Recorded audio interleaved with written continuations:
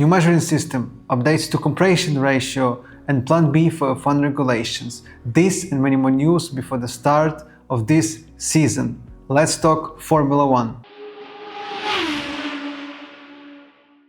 We will start with not some pleasant news, as there is a tough situation going on in the Middle East. In our context, it relates particularly to Bahrain and Saudi Arabia circuits. Those GPs are to take place on 10-12 and 17-19 April.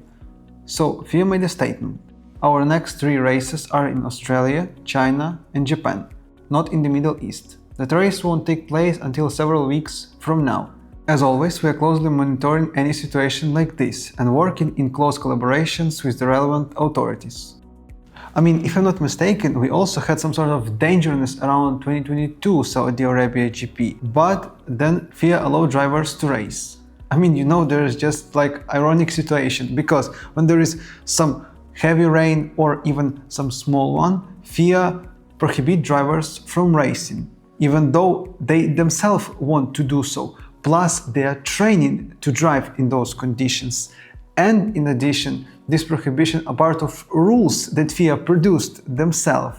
So that's quite an unusual way that when there is danger for all the people around the track, drivers and personnel, you're allowed to do so. But when there is a rain and drivers are professionals who do this in those types of conditions and you don't allow to do this, it's like some strange things. However, if there is any involvement in this situation or any news, I'll keep you in the loop.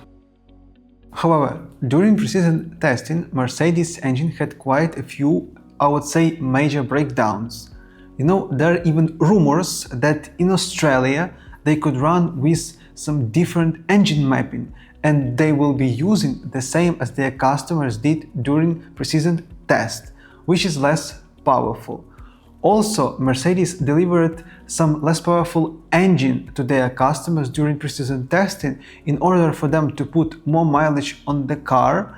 But there's ironic, they are the ones who were using from the same power unit that they will give teams from Australia onwards and had quite a lot of issues, even when they had to change just the power unit in general.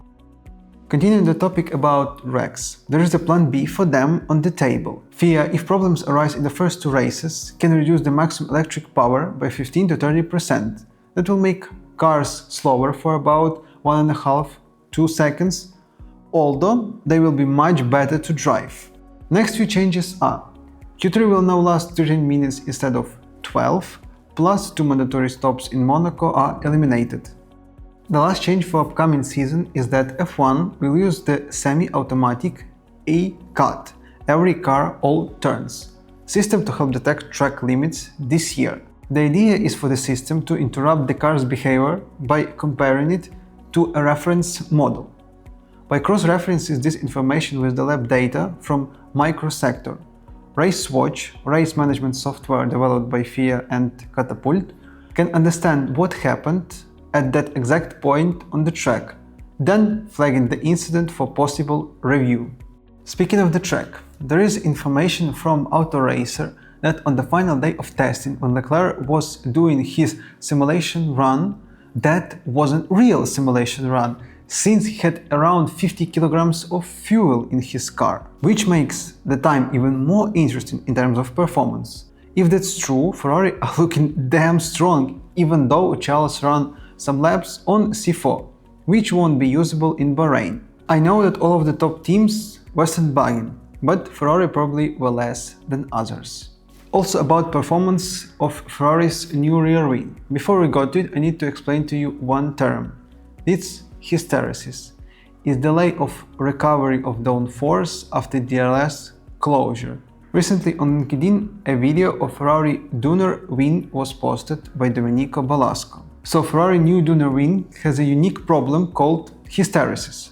When the DRS closes, the airflow doesn't instantly reattach to the wing. It takes time to recover. With Ferrari's design, that immediate sail position creates massive flow disruption. This means when the driver brakes, the rear wing needs extra time to build back full downforce. The rear of Ferrari could feel nervous and unstable during initial braking because the wing isn't getting maximum load yet. So, solutions by Domenico Balasco confirmed this issue. Some teams already flagged this as negative when they first saw the design. Ferrari was likely testing this weakness in Bahrain. The last thing related to Ferrari is that Charles Leclerc and Alexandra got married. You know, there is some irony because when Michael got married, he went on to become the champion in the exact same year. They are matching in terms of suits because they were dressed in beautiful white as Michael was. Plus, Charles and Alexandra rode through Monaco on Le Mans, winning Ferrari. Now we will also discuss some news about McLaren. Etihad Airways becomes McLaren official partner in F1 and also in WEC. The airline will soon unveil a special livery on one of its planes to highlight the partnership, in addition to displaying its name on the English team's race vehicles. Also, McLaren will bring a small aerodynamic updates to its car. In addition, Andrea Sella said that they will continue on lowering the car's weight. You know, at the start of the race, being close or at the weight limit can give you a bit better boost of performance than real upgrades. Speaking about cars, the last portion of news will be about race weekends. In season opener Melbourne, we will have a 6th corner named after the Laura Muller, ST's race engineer, and Hannah Schmitz, the Red Bull strategist. This is part of the long-standing tradition of naming corners after industry's most influential people. In addition to Australia, FIA released track map that includes straight modes, where active aero will be available. Now that will be a standard procedure before the weekend. Melbourne has 5 straights, which is going to be hard on teams in terms of recuperating energy and managing it. Also, I have no clue whether you saw this or not, but Luke Browning had a massive accident in 130 in Suzuka. He is okay thanks to safety measurements and halo.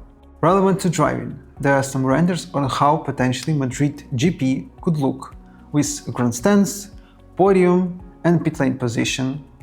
In addition, we now know how the trophies will look like for those who finish on the podium in Madrid.